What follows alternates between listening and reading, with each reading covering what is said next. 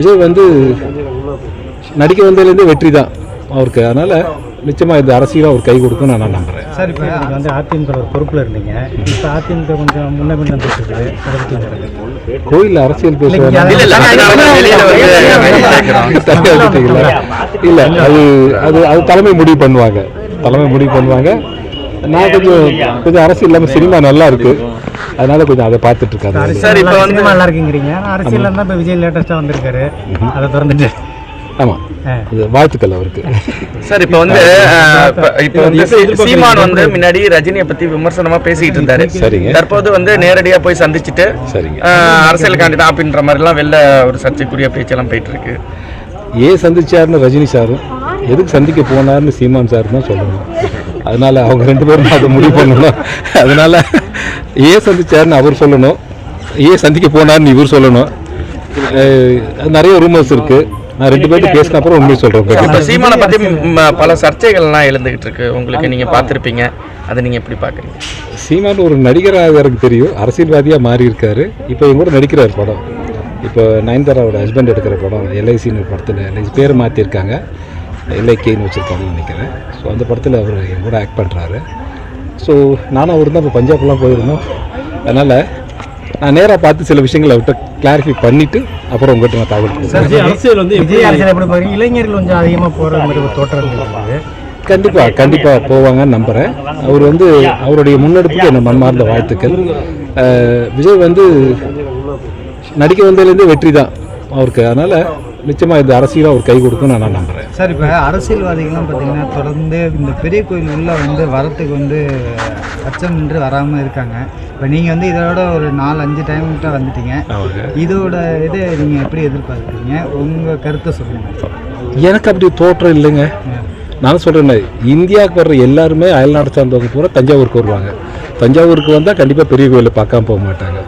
இப்போ நான் வெளியில் பார்த்தேன், நம்ம தமிழ்காரங்களை விட வட இந்தியர்கள் அதிகமாக இருக்காங்க, அயல்நாட்டுக்காரங்க அதிகமாக இருக்காங்க. ஸோ அது ஒரு மிகப்பெரிய பெருமை. என்றைக்கோ கட்டின ராஜராஜ சோழன் இன்றைக்கும் பேர் வாங்கிட்டு இருக்காரு அப்படின்னா, இது நம்மலாம் இறந்தப்புறமும் இந்த கோயில் இருக்கும்னு நினைக்கிறேன். நீங்கள் நான் எல்லாம் இறந்தப்புறமும் இந்த கோயில் இருக்கும், கோயில் அப்படியே தான் இருக்கும், நம்ம தான் வந்து போயிட்டே இருக்கும். சார், இது வந்து எடப்பாடி பழனிசாமி இப்போ என்ன சொல்லியிருக்காருன்னா, குற்றவாளிகளின் ஒரு சொர்க்கமாக தமிழ்நாடு பார்க்கப்படுது அப்படின்ற மாதிரி அவரோட கருத்தை சொல்லியிருக்காரு. அதை நீங்கள் எப்படி பார்க்குறீங்க ஒரு நடிகரை? இப்போ அதாவது போதை பழக்கம் உள்ள தமிழ்நாடாக மாறிக்கிட்டு இருக்கு அப்படின்ற மாதிரி ஒரு ஏதாவது பேசுவேனாலும் எதிர்பார்த்து நீங்கள் வந்து கேமரா தூக்கிட்டு வந்திருக்கீங்க. நிறைய பேசுவேன் நான் 2 மணி நேரம்லாம் மேடையில் 3 மணி நேரம்லாம் பேசக்கூடிய ஒரு, ஆனால் நிறைய இருக்கு. நான் சொன்னதான் நிறைய ஸ்டோரேஜ் சொல்லியிருக்கீங்க சார். இதே சொன்னீங்க தலைக்கு நிறைய பேசுவேன். நான் இப்போ இங்க இருந்து நான் ஃப்ளைட் பிடிச்சி போகணும்.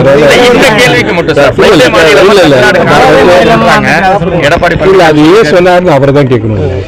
இல்ல சார், பல கட்சி தலைவர்கள் எல்லாமே இதான் சொல்லிட்டு இருக்காங்க, தமிழ்நாடா மாறி இருக்கு. நீங்க சொல்லுங்க ஜெனரலா. லா அண்ட் ஆர்டர் ப்ராப்ளம் வந்து இப்போ ஒரு பெரிய இந்திய அளவில் நடக்கிற, உலக அளவில் நடக்கிற ஒரு குற்றங்கள் பெருசாக ஒன்றும் நடக்கலை. பட் இங்கே நடக்கிற சம்பவங்களை வச்சு நம்ம பேசிகிட்டு இருக்கோம். இவங்களை கேட்டால் அவங்க சொல்லுவாங்க, அவங்கள கேட்டால் இவங்கள சொல்லுவாங்க. ஸோ அதனால் திரைப்படங்கள்ல வந்து போதைப் பொருள் தென்னடிக்கிறது அந்த மாதிரிலாம் வந்துட்டு இருக்குது. அப்போ இளைஞர்களுக்கு நீங்கள் எந்த மாதிரி சொல்ல வரீங்க? சத்தியமாக எனக்கு எந்த பழக்கமும் இல்லை.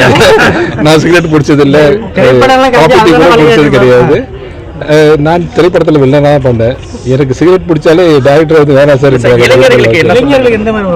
தீய பழக்கம் இல்லாமல் இருந்தால் சந்தோஷம். அது இல்லாமல் அவங்க முடிவு பண்ணுவாங்க. அது தீய பழக்கங்கள் தான் அட்வைஸ் மாதிரி. ஒரு உலகத்தில் ஒரு கெட்ட விஷயம் உலகத்தில் எதுவுமே கிடையாது. தயப்பன் கொடுக்கறதையே வந்து புள்ள ஏற்றுக்க மாட்டான். ஸோ அதனால் வந்து அட்வைஸ் கொடுக்கல, இது என்னோட விருப்பம். நம்ம முடிஞ்ச வரைக்கும் நம்ம உடலை கட்டுப்பாடாக வச்சுக்கணும்னா, இப்போ ஹார்ட் அட்டாக்ல நிறைய பேர் இறந்து போனாங்க. அவங்களாம் எந்த பழக்கமும் இல்லாத ஜிம்மில் இறந்து போனாங்க. அதுக்கு என்ன காரணம்னு தெரியல, அதை மெடிக்கல் கவுன்சில் தான் நம்ம சொல்லணும். ஸோ அது இல்லாமல் அப்பாற்பட்டு பார்த்தீங்கன்னா, என்னை பொறுத்த வரைக்கும் தீய பழக்கங்கள் இல்லாமல் இருந்தால் மகிழ்ச்சி.